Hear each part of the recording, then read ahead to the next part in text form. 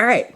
So obviously the first question is you're running for president. You decided to go to New York Comic Con. I've been going to conventions for I don't even know how many years at this point, and I can't think of any candidate going to a convention, let alone a presidential candidate.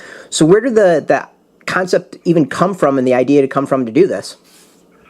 What happened is a friend of mine had a booth at Comic Con, and he said, "Hey, would you like to come and campaign there?"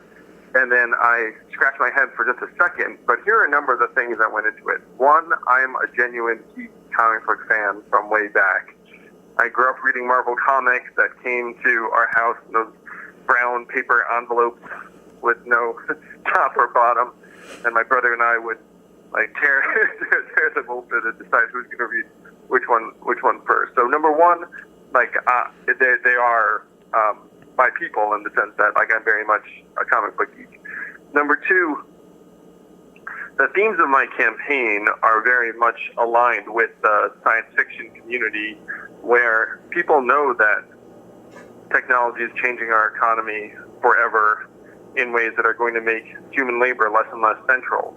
And the reason why Donald Trump is our president today is that we've already done that to 4 million manufacturing jobs in Michigan, Ohio, Pennsylvania, Wisconsin, and we're about to do the same thing to millions of retail workers, truck drivers, call center workers, and on and on.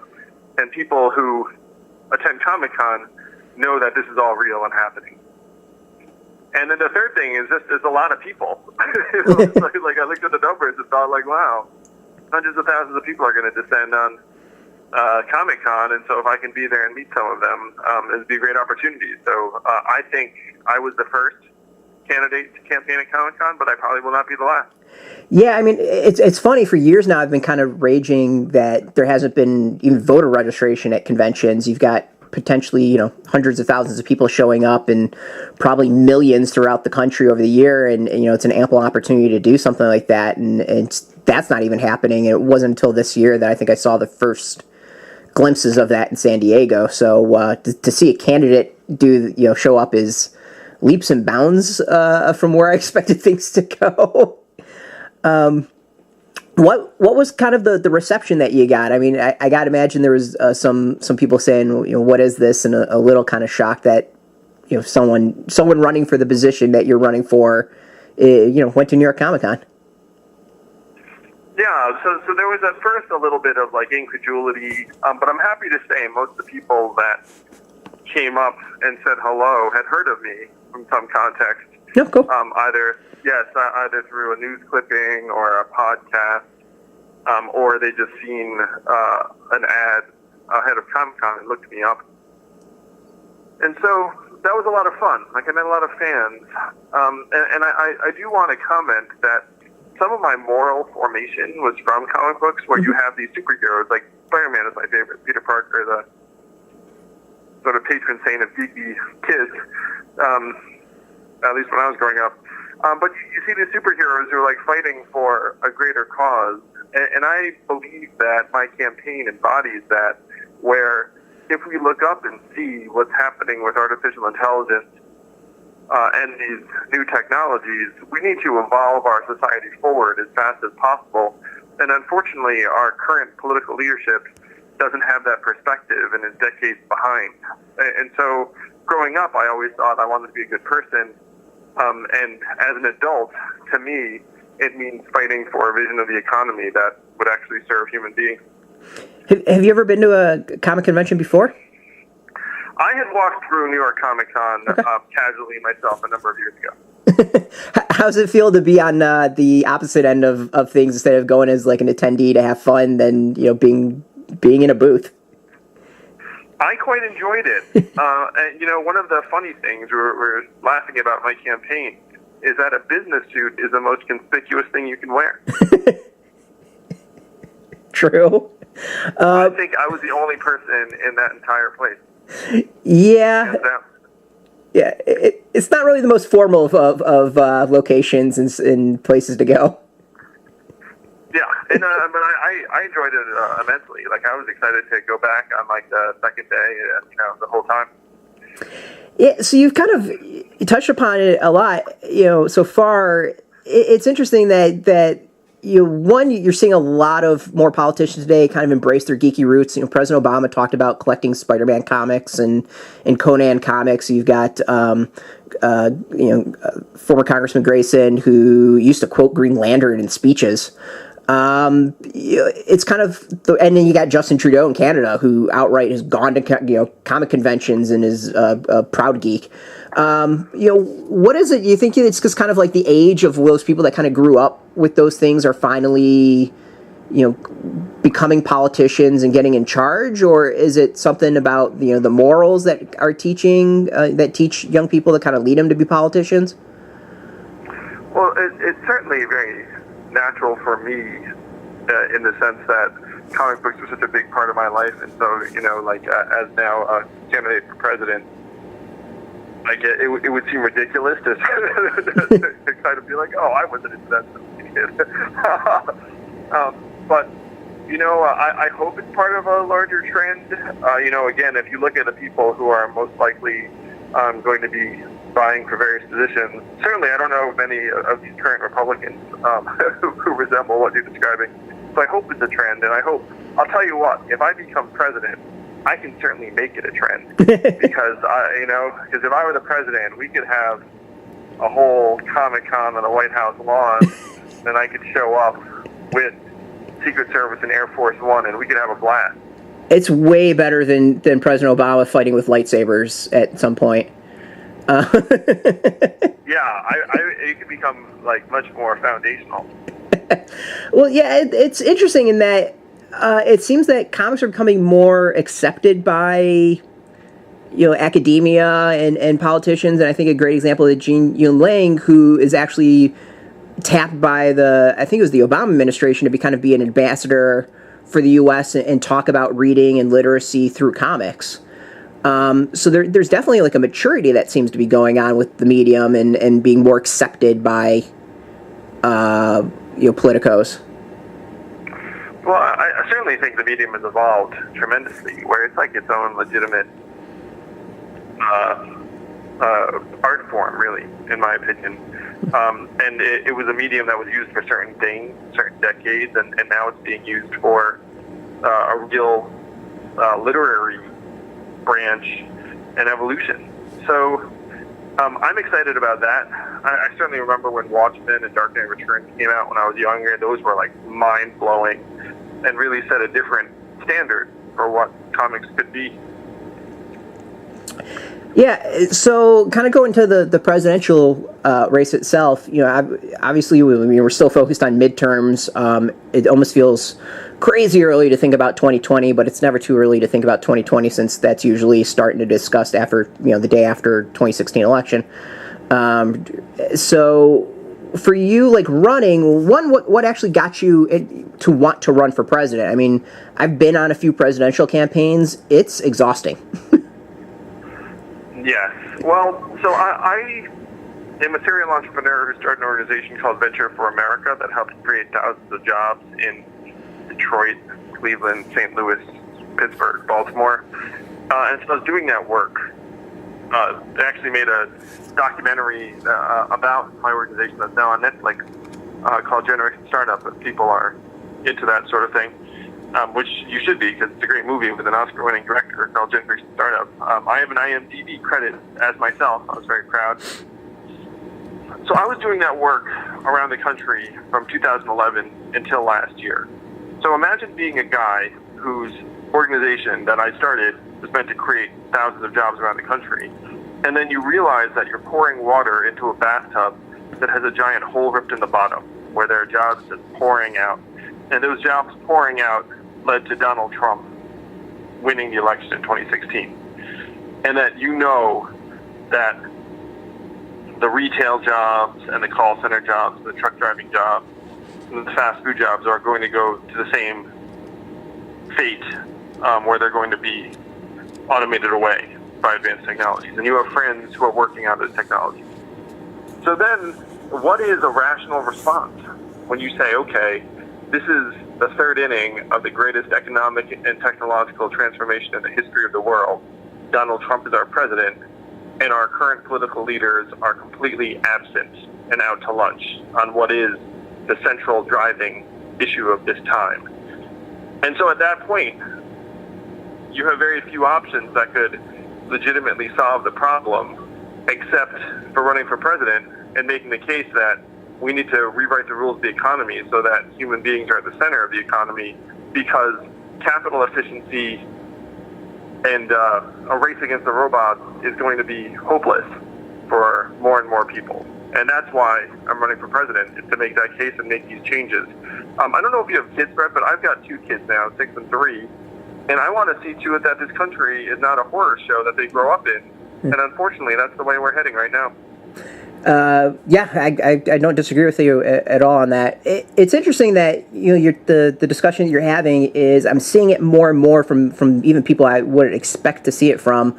We're getting to that discussion is like, before it was, socialism's evil and capitalism, yay, but we're actually moved into the, like, is capitalism the best thing, and is the system broken? And it seems like that's kind of, a lot of what you're talking about. And it seems to be a shift in just the last year or two of that discussion it becomes more acceptable to say, no, capitalism as a whole seems to be broken, and not working the way kind of we've expected it to, or at least we were told it would. So I've got a few things I want to say to totally reinforce what you just said. Yeah. So a friend of mine, Eric Weinstein, said that we never knew that capitalism was going to be eaten by its son, technology. And that we're entering a time when we're going to have to become both radically capitalist in some respects and radically socialist in others. So having this simple spectrum where you're like, oh, socialism, this side bad, like capitalism, this side good, is completely unhelpful. Yeah. It's like decades old. We're going to need them both in different areas. And so my goal is to help us evolve towards what I'm calling human-centered capitalism, where we try and use capitalism to benefit ourselves, our family members, our communities, because, again, the crude measurements we have right now, like GDP and stock market growth, are not going to correspond to how we're doing. Is what you're describing, I mean, kind of sounds a little bit like democratic socialism or social, democracy, or whatever you want to call it, where the idea is like capitalism isn't necessarily bad. It's just we need it to benefit the workers and the people, and not so much the corporations. Yeah, and so then you have to figure out how you're going to measure how it benefits workers. But the other relationship that's breaking down fundamentally is that much of capitalism assumes that in order for me to start a successful business, I'm going to have to hire lots of people, and then I'm going to have to treat them moderately well. And today, those things aren't true anymore. You have very, very large successful businesses being formed that don't employ a lot of people, and when they do employ those people, they're temp, gig, contractor workers who don't have benefits. And so one of the issues, like I was a Bernie fan in the last cycle, but a lot of our politicians right now are trying to stuff the genie back in the bottle, where they're like, oh, if we can just get these companies to like treat these employees better and then bargain for some stuff, and then they'll work out. They don't understand the economy has changed forever, where 94% of the new jobs that have been created in 2005 have been gig and temporary and contractor jobs. And so it's not just going to be a reclassification and portable benefits issue. We have to think much, much bigger about what this new economy is going to look like.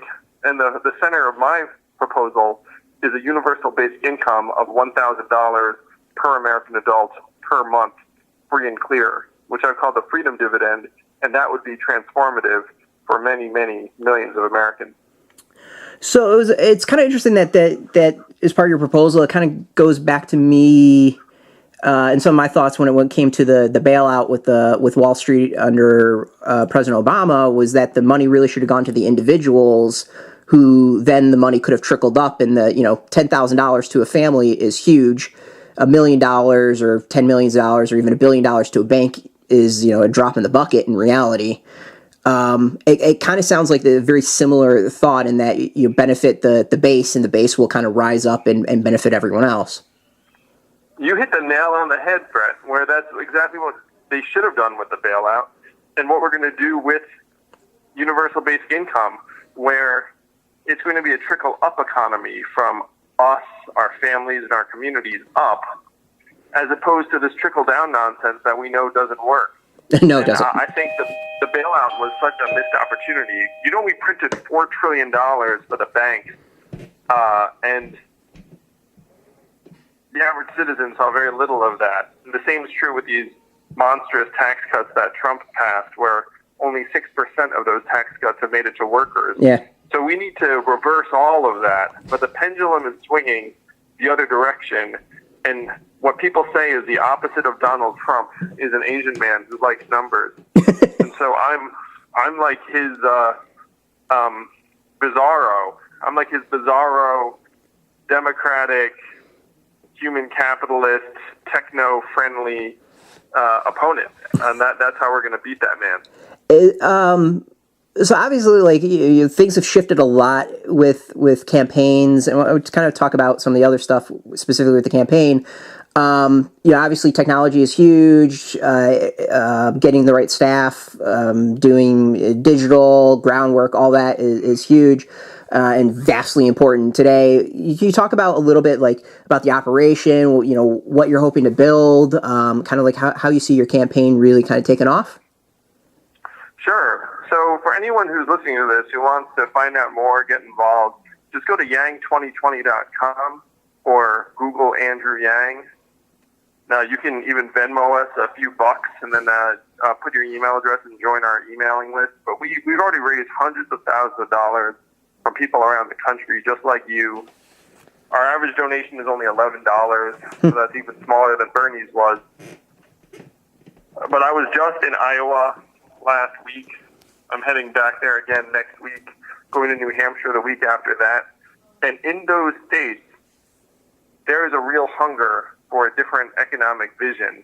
Bernie Sanders won New Hampshire by 20 points and tied for first in Iowa. And many of those voters are looking around for the next candidate to back. And they're telling me that I am that candidate because I'm saying a lot of the same things that Bernie's said, except I'm updating them for the 21st century with incorporating the impact of technology. And so this campaign's growing by leaps and bounds every day, but I need your help and the science fiction community's help to build a tribe and make it real and create a wave that can hopefully make up some of these other political leaders who think that it's these other marginal issues and not the fact that technology has completely changed our economy.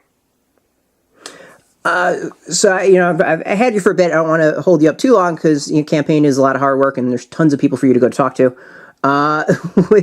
So beyond the basic income, the impact of technology, what are some of the other issues that you're kind of focused on and want to discuss going forward in the next 2 years?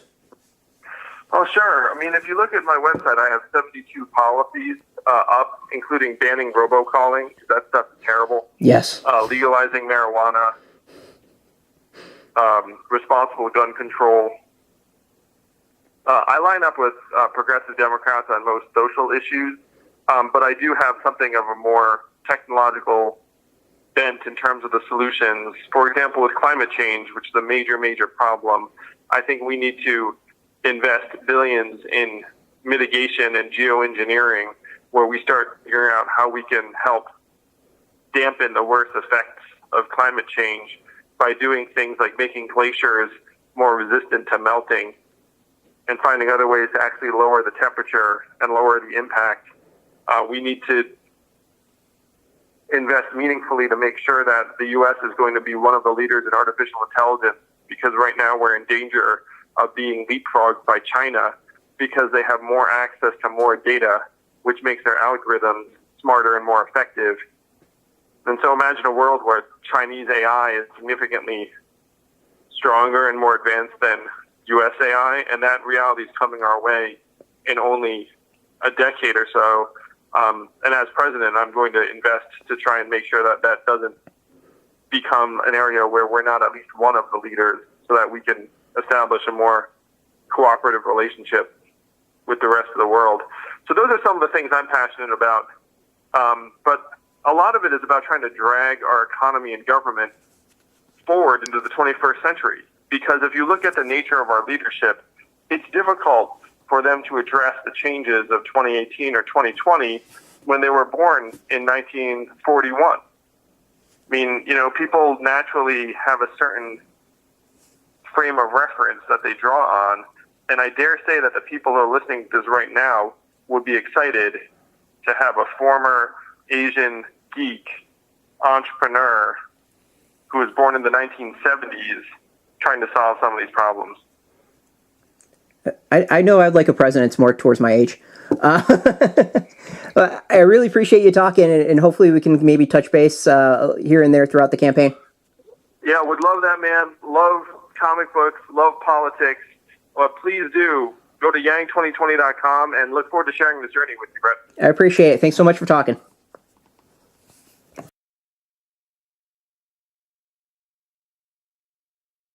Hey, thanks for watching the previous video from Graphic Policy Television. Just by watching, you help support our site. Thank you so much. Now, if you're watching these videos, you probably care about geeky things like movies, television, comic books, toys, games, video games, you name it. You can go and subscribe right now to our YouTube channel to stay in touch and catch all the new videos, or check out our website at graphicpolicy.com. There's a nice link on this end of the video. But as always, thank you for watching. Keep on rocking and keep it geeky.